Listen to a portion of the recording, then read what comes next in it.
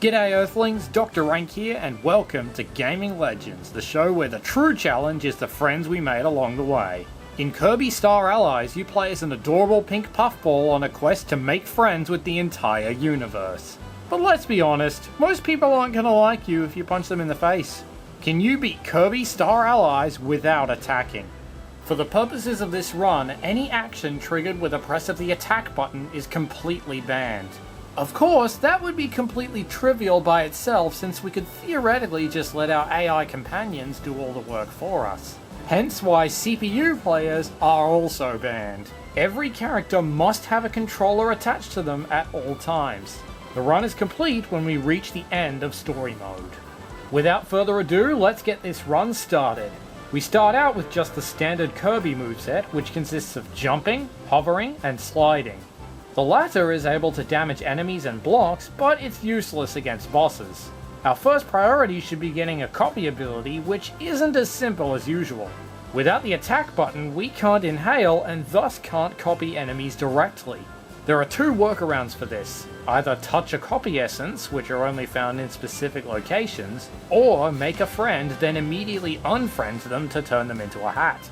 Alternatively, you can just use the friend's ability directly by tagging in their own controller. However, many copy abilities can only deal damage with the attack button. But luckily there are some exceptions, the first of which being Bomb. Bomb Kirby and Poppy Bros Jr. can produce a bomb by pressing up on the joystick, then wait out the timer to self-destruct. This deals a strong amount of damage to nearby bosses, but also has a lot of recoil damage. There's only one Poppy Bro in the entire level, and he won't respawn if you restart. Luckily, if anyone dies in multiplayer, there's a generous window in which they can be revived. With several bomb explosions, we can slowly defeat Mr. Frosty and obtain a much better copy ability, Ice. Ice Kirby can use Ice Scatter by pressing and then releasing the guard button. Not only is this move capable of damaging bosses at close range, it's also extremely spammable. And it's even considered an ice attack, so we can use it to freeze enemies and then use them as projectiles against other enemies. Not to mention, we can use it to imbue the blizzard element onto our allies if need be. However, the ice scatter can only be performed while on the ground, and it can't be used for long-range combat. Additionally, the small hitbox means that it's easy to accidentally take damage and lose it. Ice does get us through the rest of Green Gardens with no further difficulty. The next stage, Donut Dome, introduces us to two more useful copy abilities. Water Kirby's Dash has the splash element and deals damage to enemies, though only about half as much as the regular slide. However, if you turn around while dashing, you'll create a wave that's much stronger.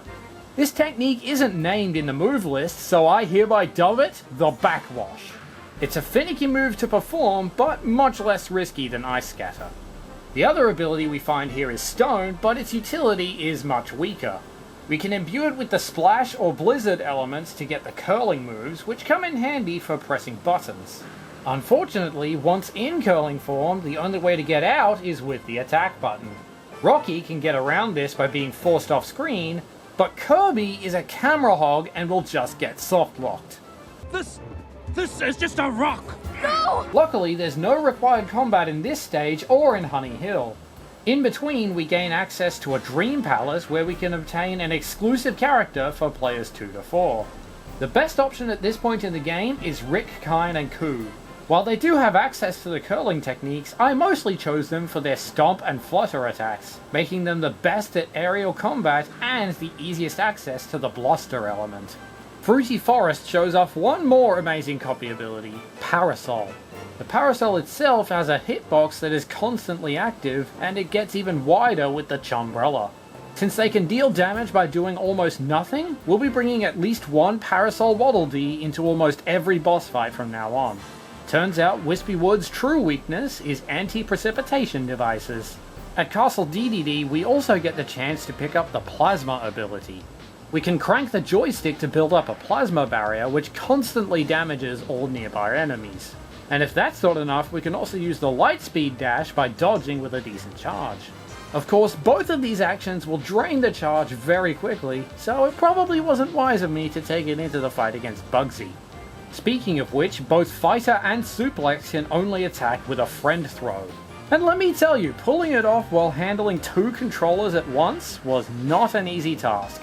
I guess that's why King Dedede gave me so much trouble. With the power of parasols though, it's not insurmountable. With World 2 open, we've got a few more Dream Friends available. This time I chose Adeline, who not only has a decent guard attack, but also has the best healing option available.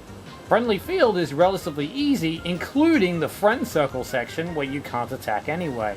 Reef Resort, on the other hand, is a nightmare. While swimming, the only way to deal any damage is with the attack button, regardless of which ability you have.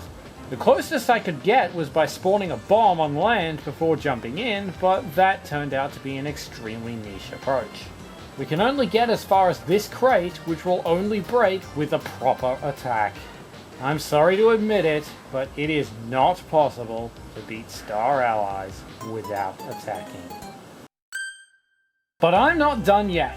From now on, this will be a minimalist run, trying to press the attack button as few times as possible. This crate adds 1, and the split path area adds 3 more. Although, if you have Kine in the player 3 slot, you can shave 1 off by using Ice Kine on both of these bomb blocks at once. This means the true score for Reef Resort is 3 attacks. The next few levels pose little threat to us, but then we get to Sacred Square. The second half of this level is a Friend Star section. There are several walls here that can only be broken with a Star Shot or Milky Way, both of which are activated with the attack button. To make matters worse, there are some obstacles that require a specific type of shot, which is dictated by the copy ability of the pilot.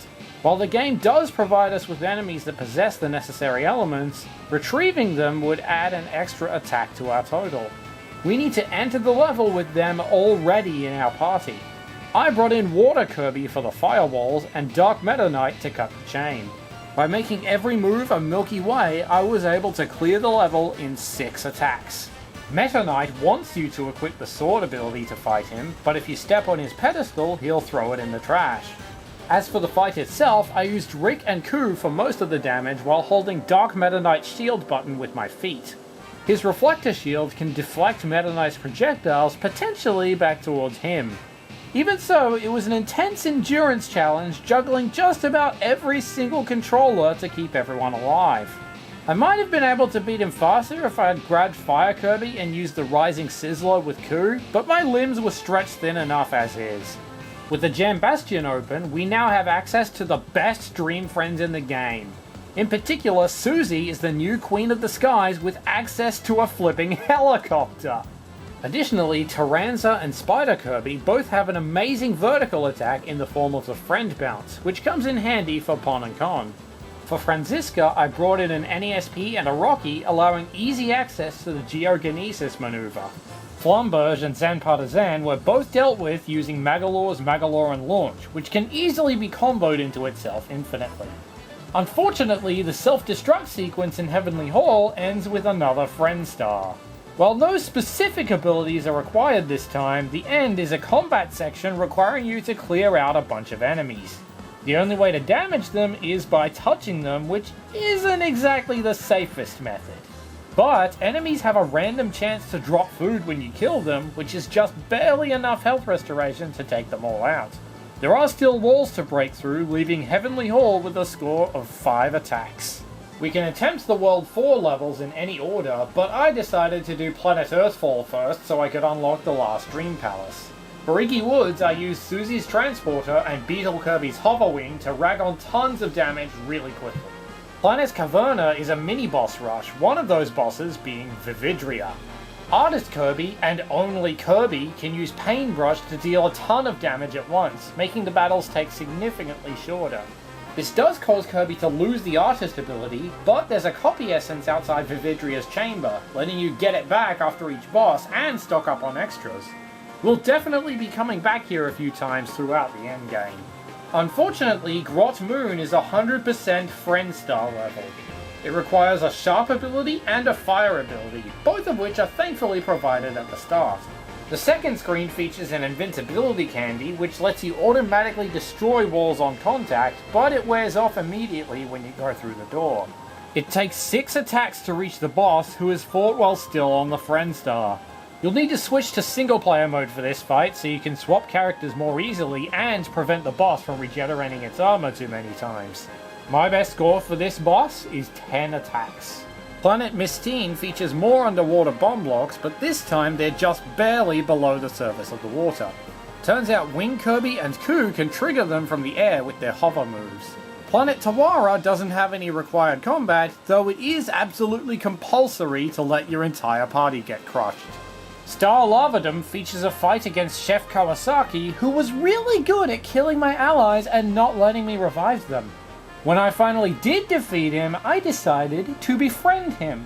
But before I could join him in as a player, he decided to use Cook Potluck, which is an illegal move. Which meant I had to not only restart the level, but the entire session!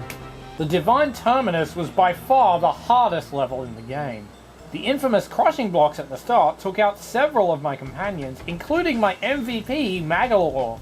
Thankfully, I managed to smuggle a Parasol Waddleby into the boss room, and there's an artist copy essence on the way as well. However, I decided to be stingy with it for Zan Partizan, who thankfully sets a checkpoint with her dying breath.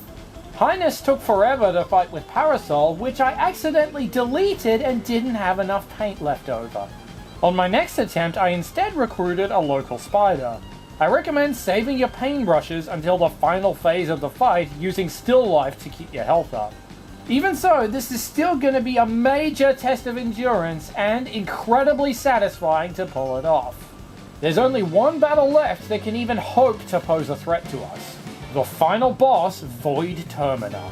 Step 1 is to throw him in the trash and come back with 3 artists and a Magalore. The outdoor phases of the fight are done while riding the Star Ally Sparkler, which is just a friend star with 3D glasses. Using exclusively charged shots gives us 42 attacks for Phase 1 and 44 for Phase 3. For Phase 2, spam the Magalore and launch as usual and save Artist for the final phase. This not only deals damage faster, but also reduces your player count for the final QuickTime events, which means juggling less controllers at once. With friendships thoroughly proven the most powerful force in all the universe, the Star Allies minimum attacks run is completed with 116 attacks. Before I sign off, a quick announcement. Effective immediately, all of the Let's Play content on this channel, including the no commentary footage of this run, will be migrating to a new channel, Dr. Rank's Archives. All the high quality content such as Gaming Legends, Smash Moveset ideas, and Crash Bandicoot music videos will remain on the current channel. I'll be re-uploading my existing footage to the new channel at a rate of 1 game per 2 weeks until we have a decent backlog, and all future challenge run footage will show up there as well. You can find this new channel in the description or via the end card. That's all for now, and I will see you down under.